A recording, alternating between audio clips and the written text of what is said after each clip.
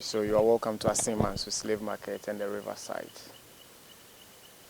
Before we start this tour, in memory of our lost ancestors, those who lost their life from the hinterlands to this place, from here to the Cape Coast dungeons, Elmina dungeons, through the Middle Passage to the unknown world. So many of them died.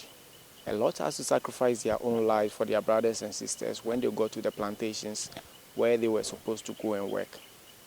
If it wouldn't be a problem for us, let's have a minute of silence in their memory. After that, I will say, may their souls rest in perfect peace.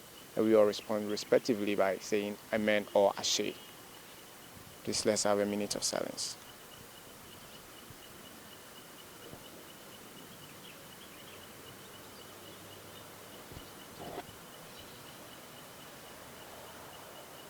May the good and innocent souls of our lost ancestors rest in perfect peace. Amen. So, once again, I welcome you to Assin Manso by saying Akwaba. An awareness of our past is essential to the establishment of our personalities and our identities as Africans. Haile Selassie. Emancipate yourself from mental slavery. None but ourselves can free our own mind. Marcus Messiah Garvey Jr. And in our own African proverbs, it stated that until the tales of the hunt is told by the lion, the hunt will always glorify the hunter. As Africans, most of us living out in the diaspora had no hope, nothing, no idea about what our ancestors actually went through in the continent. They were held as captives, taken out of this continent as animals. They were classified as commodities. So that is where Haile Selassie came in, that we should be aware of our past so that we can use that past to shape us now, our personalities and our identities as Africans. Assin Manso here happens to be one of the slave markets in the interior Ghana. Back then when Ghana used to be Gold Coast, there were several other empires. We have the Hunter Empire, the Akwemu Empire, the Ashanti Empire, and several others. And because wars were being fought among themselves as games or for territorial gains, Gold Coast stretched to part of Togo, Nigeria, Burkina Faso, Ivory Coast, and during the transatlantic slave trade. So many people were raided from these angles. They were forced in chains and shackles, made to walk for a certain mile to the Salaga slave market. According to a renowned historian here in Ghana, Akosia Adoma Pepi, she documented in her book entitled The History of the Indigenous Slavery of Ghana that out of all the slave markets we have in Africa, Ghana had close to 63 of those slave markets. We have Salaga, Sampa, Jeneni, Kumasi, Assin Manso here, Cape Coast Castle, Elmina Castle, all the way to the Christiansborg Castle in Osu, just to mention a few. A British historian, W.E. Ward, also traveled during the era of the slave trade. In his travel journal entitled The Short History of Ghana, he made mention that out of all the slave markets I've mentioned, Assin Manso and that of the Salaga slave market played a major role, and Assin Manso happens to be the largest slave market in the interior. The distance between Assin Manso and that of the Salaga slave market is over 300 miles. For our forefathers, being children and pregnant women inclusively were placed in chains and shackles, made to walk for all these miles. They walked from Salaga through the Mole National Park. And during the time where they were going through the Mole National Park, they were full of wild animals.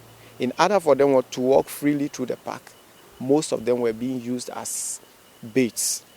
They look among the chains and shackles, pick the weaker ones out, tie them around a tree, and they were given multiple whips around their backs. The blood that oozed out of them was sensed by the wild animals. And while the animals were busy feeding on them, the rest were moved out of the park. They succeeded until they met the river called the Pra River. Most of our ancestors from the hinterlands were not exposed to rivers as huge as the Pra River. Because of that, it became a matter of the survival of the fittest. For that matter, the men who had the strength and the height to cross the river had to pick the women and children on their shoulders to cross. Those who were weak drowned in there, and they were buried just at the bank of the Pra River. Getting here wasn't easy for them at all, especially the women. Aside being raped through the jungle, they were being treated unfairly. because they were crying through the jungle on behalf of themselves, their brothers and sisters, and their children. They were treated with two different treatments. We call one the stone treatment, and then the other is the metal mask treatment. The stone treatment is done in a way that they look for stones a little bit wider than their mouth, and then force it in there before tying it around their neck. That way they allow you to hear their tears, but nobody hears their voice. Or they force a bunch of leaves into their mouth and then cover it with the metal mask. That way they could shut them up for them to shed only tears. They eventually got here in Assin Manso, which happens to be the slave market. Here they were taken through series of activities. They were made to exercise their bodies. Here also they were fed, not because of their hunger. They fed them knowing that out of all the journey and all that, they have lost weight, and that the merchants who are coming from the Cape Coast Castle or the Elmina Castle, or let me say the various castles, are here for healthy looking slaves. So because of that, they were fed, all in the name of the amount they will be getting out of them. After the feeding, the men who had their beards bushy and then their hairs bushy were shaved off with a broken bottle, and now they will sort them now out according to age and sex. The children were always grouped with the women, with the sense that the women will keep them very calm. After all that was done, they walked them down to the river to take their bath. But before we go to the river where they had their last ever bath, we will be talking about the graves behind me here. In the ancestral graveyard, we have 3 different graves. Here lies the mortal remain of Madam Krista from Kingston, Jamaica, Samuel Carson from New York City, United States, and the last one, before I talk about it, I will tell you more about these two, how they got here. Krista was a former slave captured from Ghana here. On arrival in Jamaica, she took it upon herself to go on a hunger strike. She wouldn't feed on anything being fed to them by the British. But back then, if you are found rebelling against the food, they have several treatments for you. One is to use the chisel and hammer method. To force you to eat, they'll have to knock your teeth out with a chisel and hammer. Put a funnel in there, dish the food into the funnel. With the help of water, they push it down your throat. That way you stay alive, for them not to lose their valuable income or their money used to purchase you. Crystal, knowing exactly what these people are, and because she was an African, or still is, because she is still here with us, believe in what she wanted to achieve. Whenever she is forced to eat, she will put her hands in the mouth and then vomit the food out.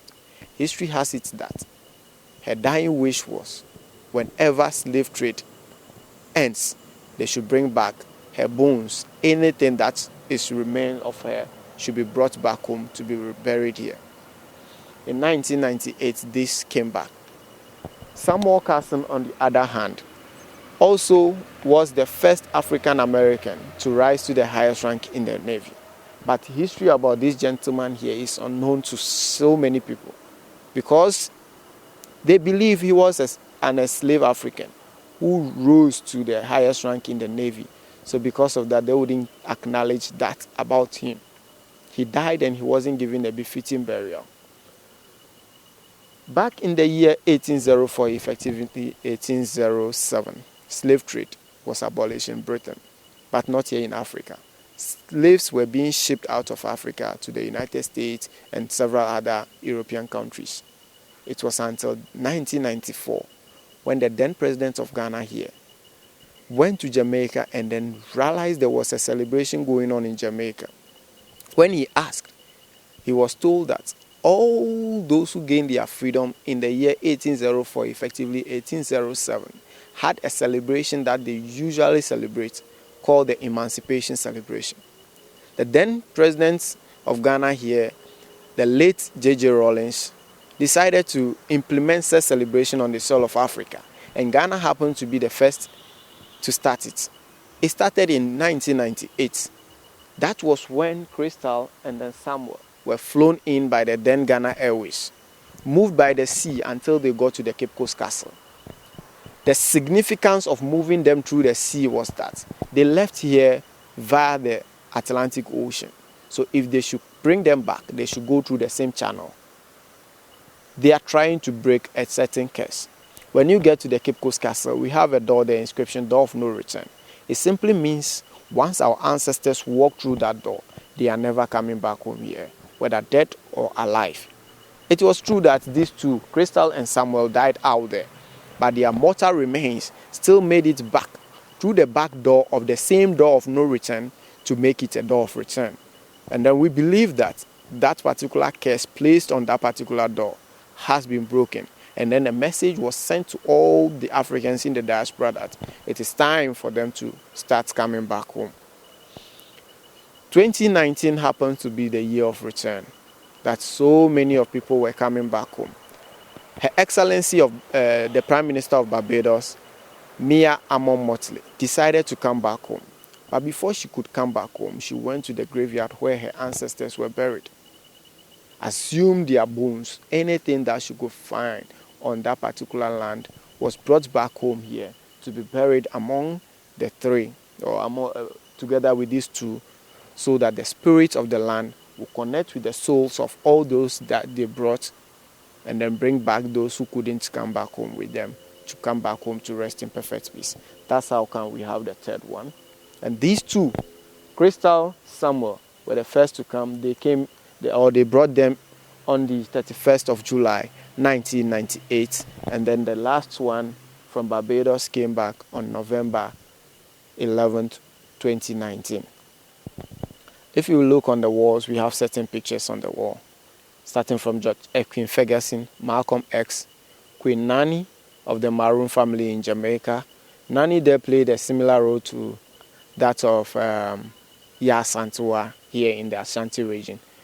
We have George Padmore, Booker T. Washington, Harriet Tubman, Dr. Osagyefo Kwame Nkrumah, Anna Julia Cooper, the first African-American woman to attain her PhD. We go to Sojourner Truth. Sojourner Truth won a case against her own slave masters when she escaped with her daughter, and then later came with a lawsuit against her masters to take her son. We go to Martin Luther King, Frederick Douglass, Emmanuel, aka the Whip Peter or Gordon. He got those scars on his back from attempting to escape from the slave camp. Anytime he tries, he is given multiple whips. We go to W.B. Du Bois, Marcus Mezar Garvey Jr., and the last person on the wall is Captain Bruce from Suriname. All these pictures you see here are people we call our emancipators or freedom fighters. So many of them were gunned down because of what they believed in. So we have them here to acknowledge the bravery and then their courage for all that they have done for us as blacks. For now, we'll be walking to the walls there. When we get there, I'll tell you more about the walls.